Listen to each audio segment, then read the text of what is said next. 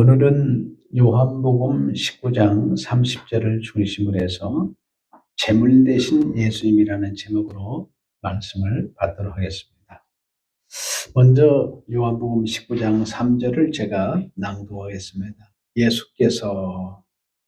예수라는 이름의 뜻이 무엇입니까? 자기 백성을 저희 죄에서 구원할 뿐만 아니라 심판까지 하시는 분이 예수님이십니다. 예수님이 신포도주를 받으신 후에 이르시되 예수님이 신포도주를 받을 필요가 없으셨습니다. 절차에 떠나 받으려 그 다음에 다 이뤘다. 뭘 이뤘어요? 심판과 고난을 다 이뤘다 하시고 머리를 숙이니 영원히 떠나가시니라. 예수님께서 십자가에 죽으시는 장면입니다. 여러분들이 출애굽을 이스라엘 백성들이 할 때 앞에는 홍해가 가로막고 있고 뒤에는 애국 군대가 지금 막 뒤를 쫓아서 오고 있습니다. 근데 하나님의 방법은 참 신기하죠. 육로로 그들을 인도하시 아니고 돌려서 홍해길로 인도하셨습니다. 그리고 홍해를 가르십니다. 홍해는 십자가 사건을 예표하는 거예요. 그래서 이스라엘 백성들이 홍해를 육지처럼 다 걷고 난 다음에 애국 군대가 이스라엘 백성을 추적해서 지금 쫓아오고 있습니다. 하나님의 방법은 참 신기하기도 하죠. 모든 사단의 세력들을 한 곳에 모으시는 것을 보게 됩니다. 그래서 그들을 홍해에서 완전히 수장시키는 것을 볼 수 있습니다.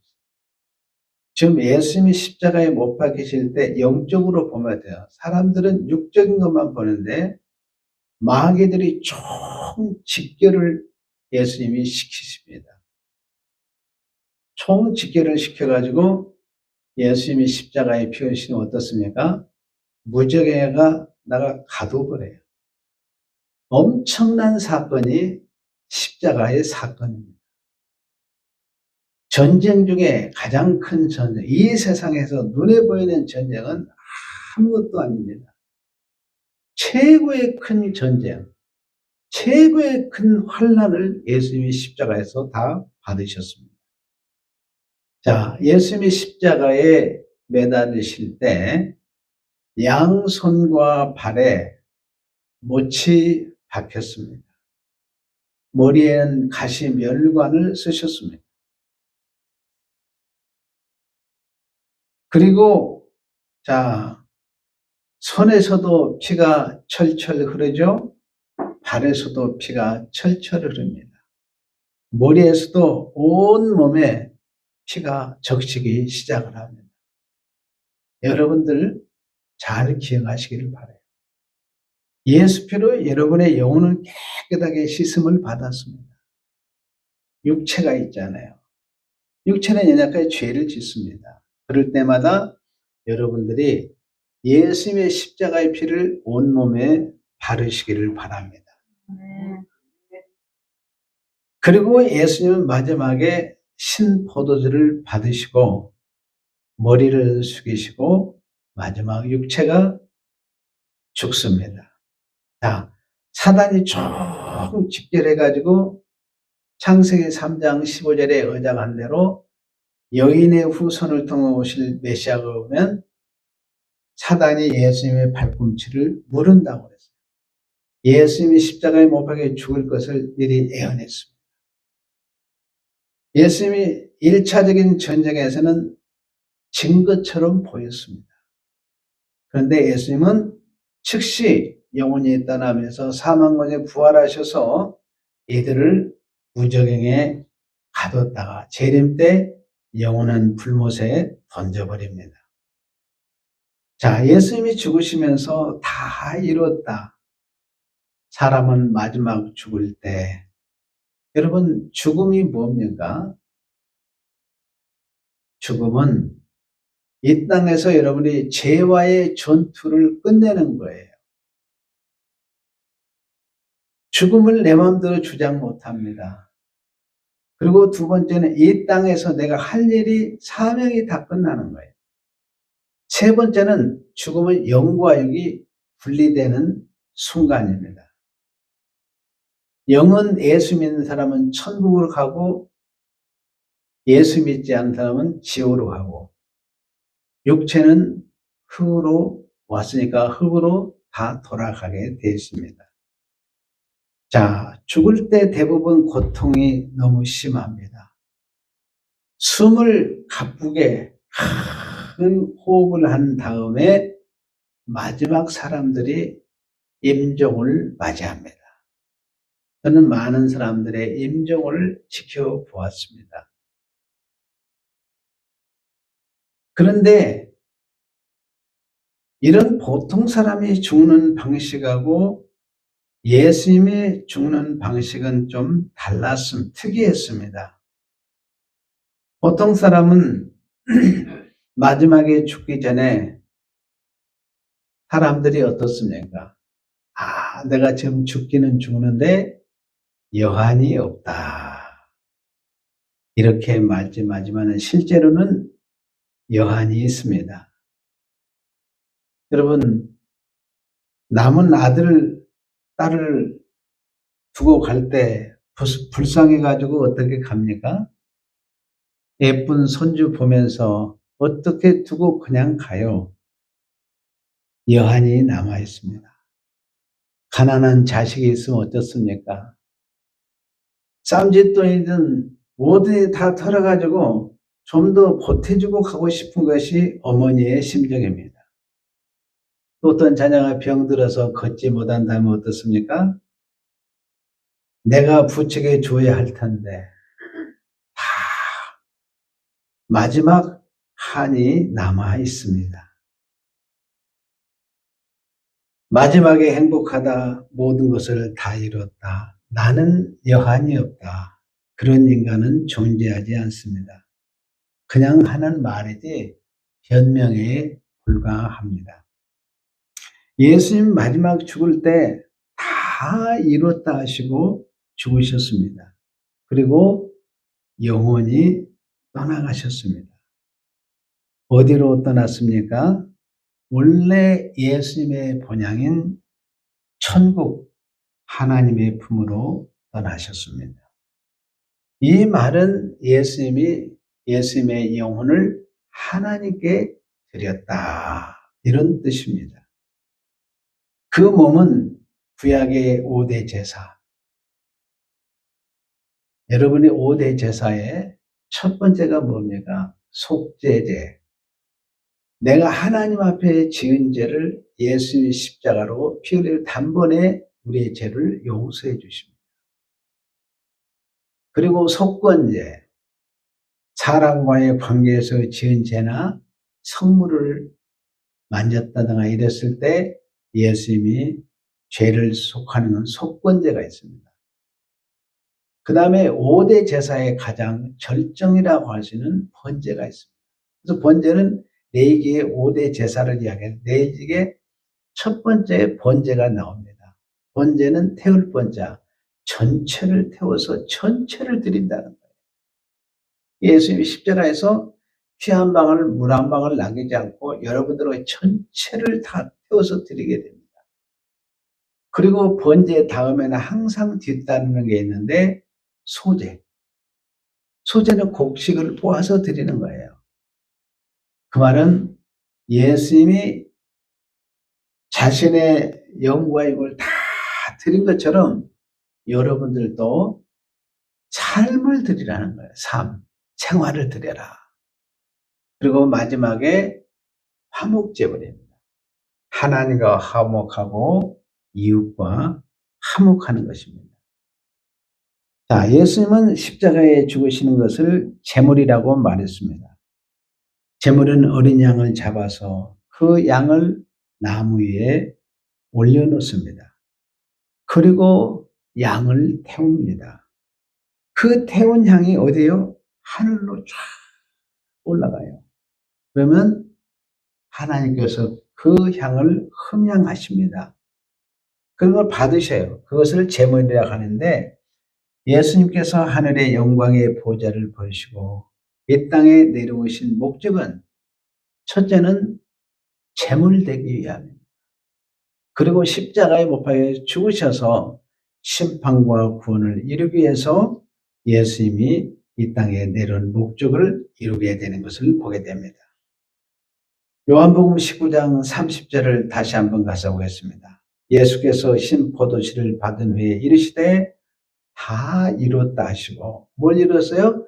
심판과 구원을 다 이뤘다 하시고 머리를 숙이니 영원히 떠나지니라.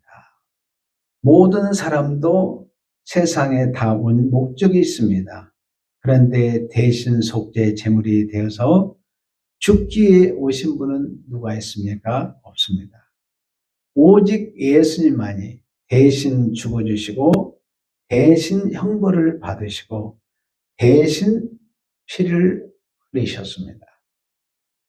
대신 속죄 제물이 되어서 죄인인 우리를 구원하기 위해서 오셨습니다.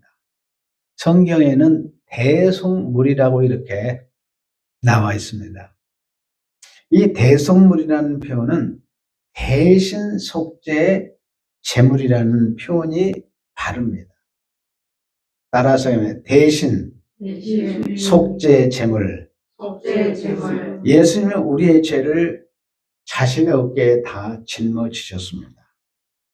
대신 속량하셨습니다. 대신 십자가의 피임으로 죄를 갚는다는 것이 대신 속죄 제물입니다. 그래서 예수님은 자신을 대속물로 표현한 부분이 두 군데 나와 있습니다. 마태복음 20장 28절에 인자에 온 것은, 인자는 예수 그리스도 하나님의 아들을 뜻하죠. 사람의 아들로 오시고 섬김을 받으려 하며 도리어 섬기려 하고 자기 목숨을 많은 사람이여 대속물, 거기에다 가로하고 대신 속죄 제물로 주려 함이라.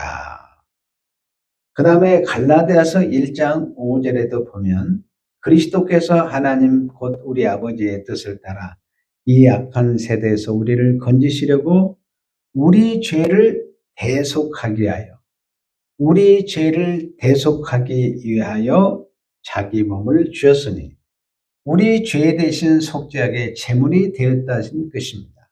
그래서 예수님은 대신 속죄의 제물입니다. 따라서 하겠습니다. 예수님은 대신 속죄 제물이 되셨다. 예수님이 우리 대신 속죄 제물이 되셔서 우리를 구원하셨습니다. 원래 우리가 십자가에 못 박혀야 되고 양손에 우리가 못이 박혀야 되고 머리에 가시 멸관을 써야 되고 우리가 신포도주를 마시고 마지막에 형벌을 받아 죽어야 합니다. 여러분, 그렇게 우리가 죽고 나서도 우리가 천국 갈 수 있을까요? 우리는 천국을 못 갑니다. 그런데 우리 대신 주님이 십자가를 형벌을 받으시고 우리 대신 속죄의 제물이 되심으로 말미암아 우리는 영생을 얻었고 천국을 상속받았고 하나님을 아빠, 아버지라고 부르게 되었습니다. 천국이 나의 영원한 집이 되었어요. 그러니 감사하고 또 우리는 감사할 수밖에 없어요. 한번 따라서 감사, 또 감사. 여러분들은 감사, 또 감사밖에 할 수 없는 거예요.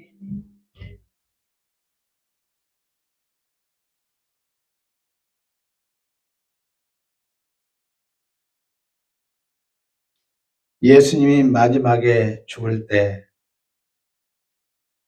신포도주를 마시셨습니다. 그것은 모든 형벌을 받는 자들이 거치는 순서를 말합니다. 먹기 싫어서도 먹어야 합니다.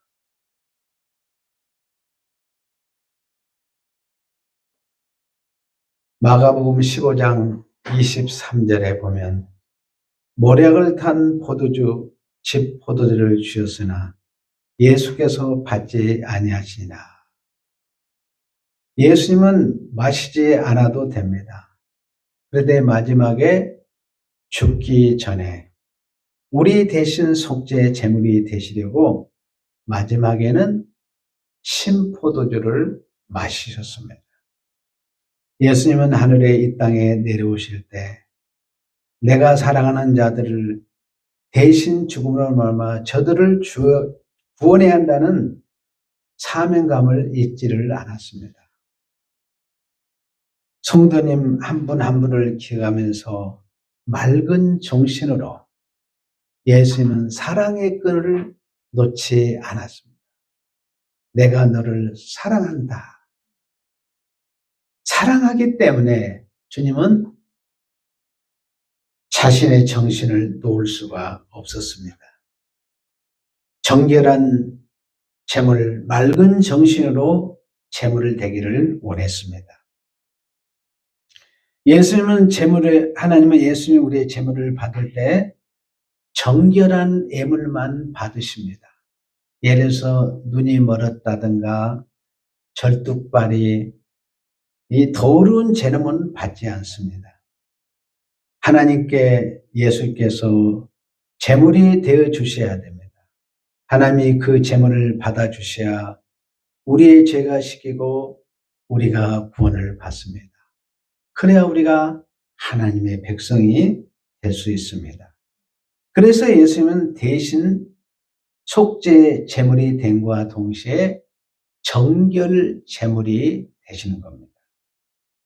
깨끗한 마음, 이 땅에 계시면서 제자들을 가릴 때 항상 정결했습니다.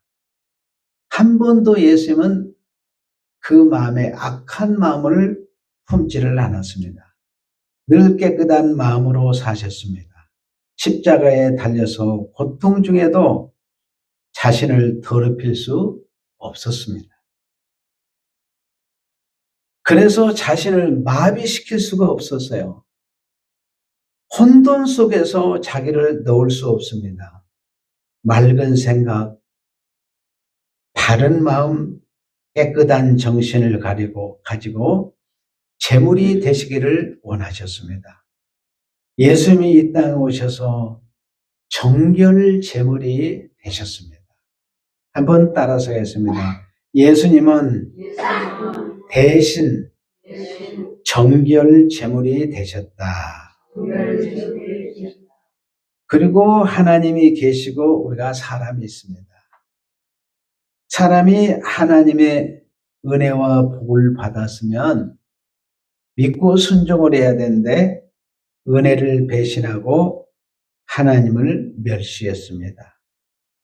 하나님의 말씀을 믿지 아니하며 하나님 말씀으로 나가버렸습니다. 첫사람 아담이 하나님의 말씀을 지키지 않았습니다. 하나님을 무시했습니다. 멸시했습니다. 자기에게 찾아온 뱀 사단의 말을 듣고 뱀 사단의 편에 서게 되었습니다. 하나님을 자기 주인으로 부른 것이 아니라 이제 주인이 바뀌어졌습니다. 뱀 사단이 자기의 주인이 된 거예요. 자기 하나님의 손을 잡기보다는 누구의 손? 뱀의 손을 잡았습니다. 이제는 뱀의 종, 사단이 시키는 대로 따라서 살 수밖에 없는 게 우리 인생이었습니다. 하나님 앞에 죄 지은 아담입니다. 그 외에 아담의 자손은 모두 죄인입니다. 아담과 하나님 사이는 단절이 되고 아담은 그 아름다운 모든 것이 풍족한 에덴에서 쫓겨났습니다. 하나님과 멀리 떨어져 있습니다. 하나님의 마음과 아담의 마음이 연합되지 않았습니다. 서로 각각의 생각으로 살아가게 되었습니다. 여러분 사사시대를 아시죠? 하나님의 왕 되심을 거부하고 다 자기 소견에 옳은 대로 행했다고 했습니다. 하나님과 아담은 사랑 관계가 아니라 단절된 관계가 되었습니다. 하나님과 화목하지 않았습니다. 하나님의 품을 떠나서 아버지 저 좀 도와주세요. 이 말도 못합니다. 아버지를 보아도 모른 체하며 등을 돌렸습니다. 하나님 아버지와 아담 사이는 화목 관계가 아니라 원수 관계가 되었습니다. 때가 됐습니다. 여러분, 이 때를 놓쳐서는 안 돼요. 전도서 기자가 그렇지 않아요? 모든 것이 헛되니 모든 것이 헛되도다. 이 말은 뭐예요? 예수 없는 인생은 헛되다는 거예요. 그러면서 범사에 때가 있나니 사람이 날 때가 있고 자랄 때가 있고 일할 때가 있고 또 죽을 때가 있다는 거예요. 자, 여기서 예수님이 말씀합니다. 이 때는 지금 어느 때냐면 예수님이 아담의 죄를 씻어주시려고 대신 속죄의 제물이 되시기 위해서, 정결을 제물이 되시기 위해서 하나님께 드리기 위해서 오신 것입니다. 우리가 하나님의 영광의 보좌 앞으로 나아갈 수 있도록 길을 제시해 주셨습니다. 예수님이 십자가에 지신 것은 우리와의 화목의 관계를 이루려고 오셨습니다. 예수님은 우리 성도들의 대신 속죄의 제물이 되시고 정결 제물이 되시고 화목 제물이 된 줄로 믿습니다. 그래서 우리 하나님과 관계가 화목이 되고 부부 관계가 화목이 되고 또 성도들 간에 화목이 되고 이웃과의 관계들이 다 화목 관계로 이루어지게 된 것입니다.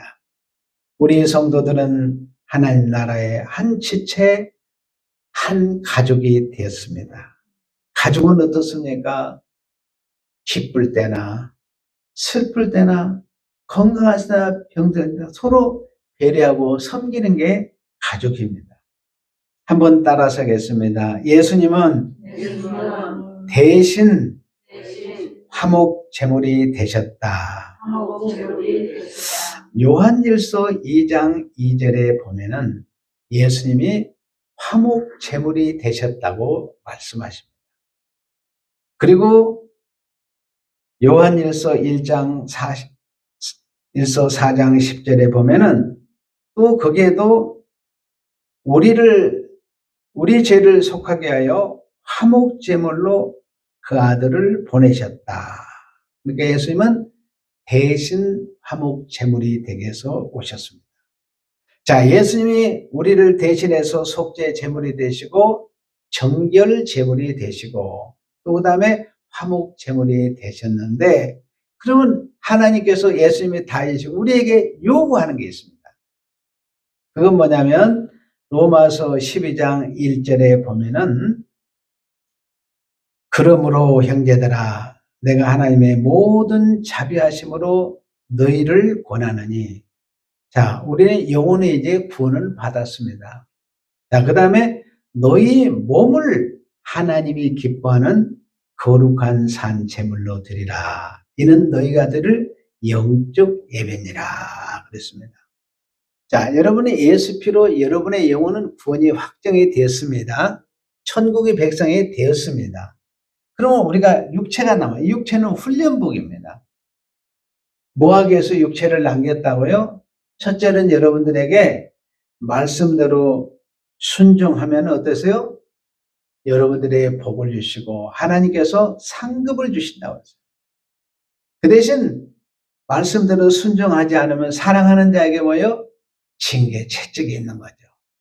근데 징계하는 목적도 결국 우리에게 상급 주시기 위해서 징계도 주시는 것입니다.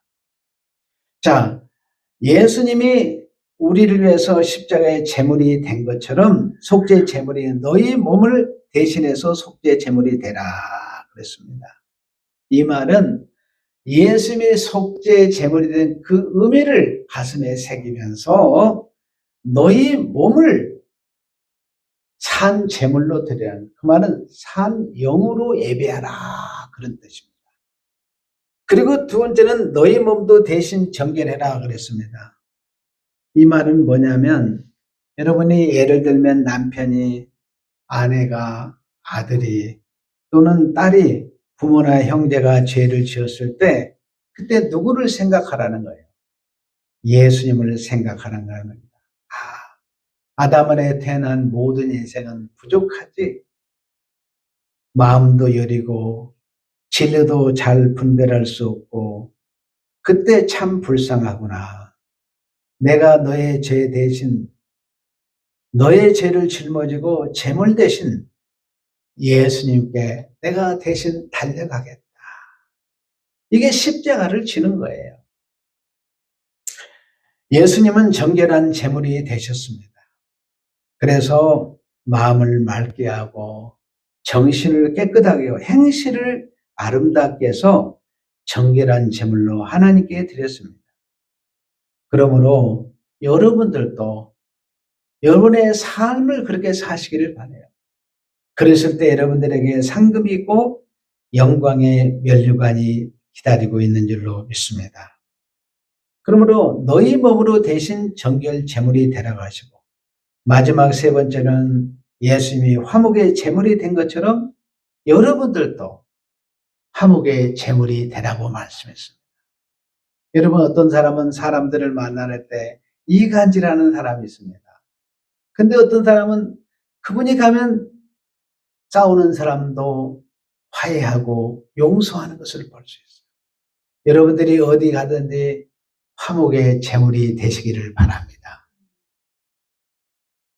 말씀을 정리하도록 하겠습니다. 한번 따라서 하면서 정리하겠습니다. 예수님은 대신 속죄의 제물이 되셨다. 그러면 또 여러분들도 속죄 제물의 삶을 사시기를 바랍니다. 그 다음에 따라서 예수님은 대신 정결 제물이 되셨다. 예수님은 대신 화목 제물이 되셨다. 그리고 예수님은 영광의 부활을 하셔서 지금은 보좌 우편에 앉아 계십니다. 이제 여러분들의 영혼들은 보좌 우편에 앉아서 이 세상에 보내서 예수님의 십자가를 복음을 자랑하고 증거하기 위해서 보낸 사명자들입니다. 기도하겠습니다.